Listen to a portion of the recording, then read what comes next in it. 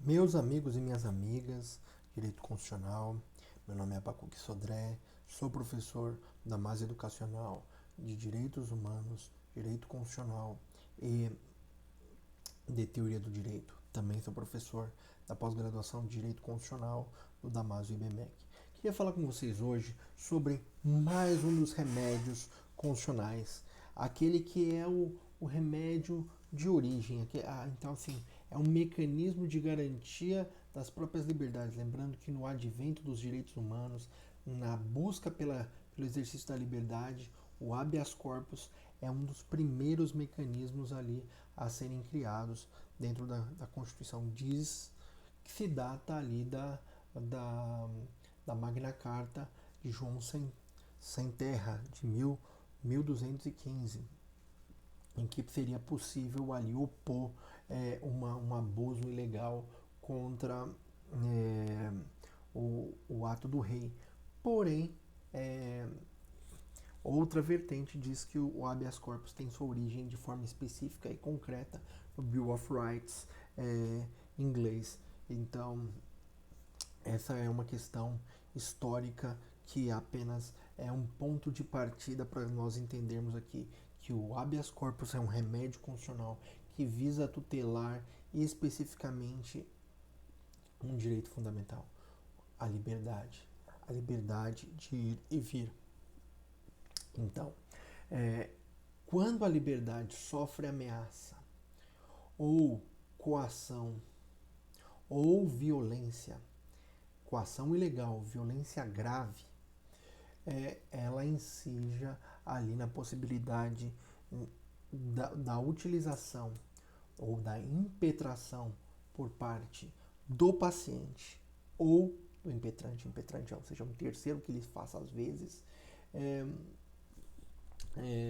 possa ali obter a garantia, então uma ordem para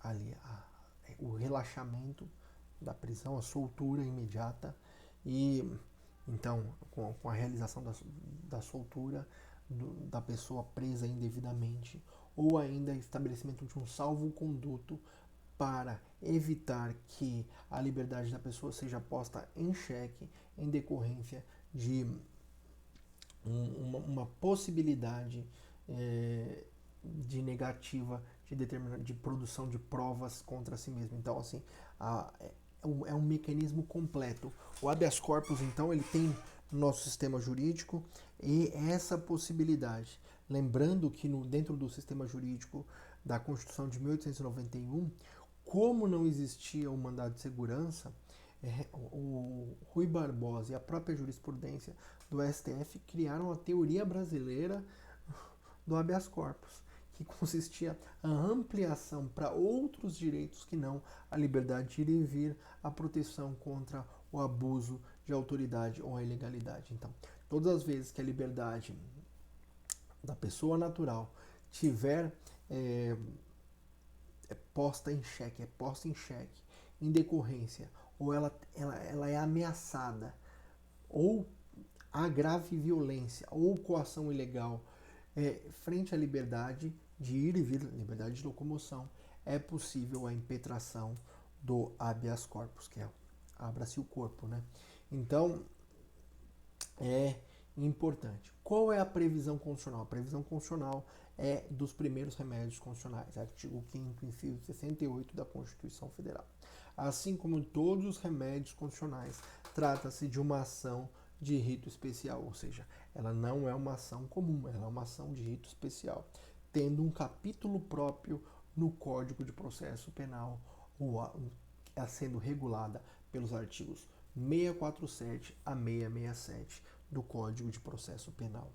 Então, uma ação de rito especial. Qual é a sua hipótese constitucional? A hipótese constitucional é a proteção do cidadão em face da ameaça ou grave violência ou coação em sua liberdade de locomoção, liberdade de ir e vir. Por ilegalidade, então, é um ato ilegal ou abuso de poder por parte de quem? Da autoridade, do funcionário público ou agente público que realiza determinado ato, podendo ser, então, um agente público pode ser o delegado, pode ser um juiz, pode ser qualquer agente público que tenha poder de polícia, poder de prisão. Ok? E temos duas possibilidades de habeas corpus. Quais são as duas possibilidades de habeas corpus? A primeira, o preventivo. É aquilo que nós falamos, o salvo-conduto. Alguém precisa ser ouvido em determinado órgão público e, em decorrência dessa situação, tem a chance de se expor ou produzir alguma prova contra si. Para permanecer em silêncio ou não criar provas contra si, é possível ali o uso do habeas corpus preventivo com o intuito de evitar a prisão. Então, se impetra normalmente esse habeas corpus, como por exemplo nos casos das CPIs. Vai se depor perante a CPI e há um risco de ocorrer a prisão em decorrência do depoimento ou da obrigatoriedade de responder uma pergunta, é possível ali então a impetração perante o Supremo Tribunal Federal para que se possa permanecer em silêncio ou não produzir prova contra si, sendo um salvo-conduto, uma garantia que você não vai sair, que o sujeito não vai sair preso da sua audiência perante a comissão parlamentar de inquérito. Essa é a hipótese do habeas corpus preventivo, então um salvo-conduto para evitar a prisão.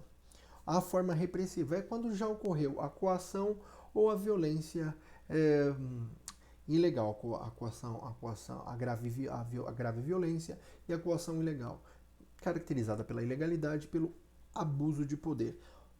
Como ela é visualizada? Em regra, pela prisão. Então, a prisão, quando é feita uma prisão, essa prisão, ela implica necessariamente ali, quando é desproporcional ou não realiza de forma razoável, ou que não tenha justa causa, que não tenha os elementos previstos na lei, é possível, então, a obtenção do habeas corpus. Então, assim, todas as vezes que ocorrer essa prisão for ilegal ou decorrer de grave violência não autorizada pela lei, estar-se-á diante de um abuso de poder ou mesmo de uma ilegalidade passível de ser obstaculizado ou ser remediado por meio do habeas corpus repressivo. Então, vai atacar por meio de uma ordem do juiz para que possa, então, obter ali, o cidadão possa obter a sua liberdade. O importante, com relação ao conceito de coação ilegal, eu sugiro uma leitura adequada do artigo 648. Lá vai estar estabelecido, lá, quando não houver justa causa, quando alguém estiver preso por mais tempo que a lei determina, quando quem ordenar a coação não tiver competência para fazê-lo, quando houver cessado o motivo que autorizou a coação, quando não for alguém admitido a prestar fiança, no caso em que a lei autoriza, quando o processo for manifestamente nulo ou quando extinta a punibilidade. Então, essas são as causas de coação ilegal. Então, o conceito de coação ilegal estão previstos aqui no artigo 648 do CPP. Então, conceito de coação ilegal 648 do CPP. Nós já falamos então do preventivo, do repressivo. O que é importante de falar sobre a competência? A competência também é uma competência em razão da pessoa. Tem caráter pessoal, ratione persone, que se refere então à autoridade coatora, onde eu verifico que se trata desse tipo de competência. A previsão no artigo 650 do CPP. Então, ali vai estar estabelecido que, de acordo com a autoridade, vai haver a competência específica. Lembrando que a Constituição estabelece ali na competência dos tribunais, do STF, do STJ, dos tribunais regionais, federais, da Justiça Federal e também o caso aí na Justiça do Trabalho e na Justiça Militar. Em regra, é preciso observar tais procedimentos. Não sendo aquelas autoridades competentes, vai se verificar o caráter residual da justiça comum estadual. Lembrando que do ato do delegado ou do ato da administração, em regra, vai ter ali o órgão competente. Então, do delegado de polícia, o órgão competente é o juiz. Da decisão do juiz é o tribunal. No tribunal, aí existe uma série de especificações. Se é de um desembargador, é para uma turma especial, se é daquele tribunal para um tribunal superior, então é preciso observar todas as regras estabelecidas no artigo 650. Pois bem, o que é importante a gente também ter em mente? Legitimado ativo, a gente tem duas possibilidades. Primeiro, o impetrante. Pode ser qualquer pessoa, natural, jurídica, o Ministério Público, só não pode ser o juiz. O juiz pode conceder de ofício a ordem e liberar o paciente. Os termos do artigo 654, parágrafo 2º do CPP. Qualquer pessoa pode ser o impetrante. Isso em nome de terceiro. Agora, em relação ao paciente, ou seja, aquela que é a vítima da prisão ilegal, ou mesmo que vai dar grave ameaça, se refere à pessoa natural, brasileiro ou estrangeiro. Pode ser menor, maior, mas em regra brasileiro ou estrangeiro. Na doutrina ali que a gente sempre tem a possibilidade de que em crimes ambientais a pessoa jurídica pode ser considerado paciente, mas isso é uma doutrina muito minoritária, ainda não aceita de forma geral pelos tribunais. Pois bem, vamos lá, então já identificamos legitimado ativo, legitimado passivo. Legitimado passivo é a autoridade coatora. Então, a autoridade ou agente público, aquele que realizou o ato de forma ilegal ou que pretende realizá-lo, ou aquele que tem a possibilidade e pode gerar ameaça ao direito de ir e vir. Lembrando lá no salvo-conduto, por exemplo, o Congresso Nacional, a CPI na Câmara ou no Senado. Então, vai depender da autoridade.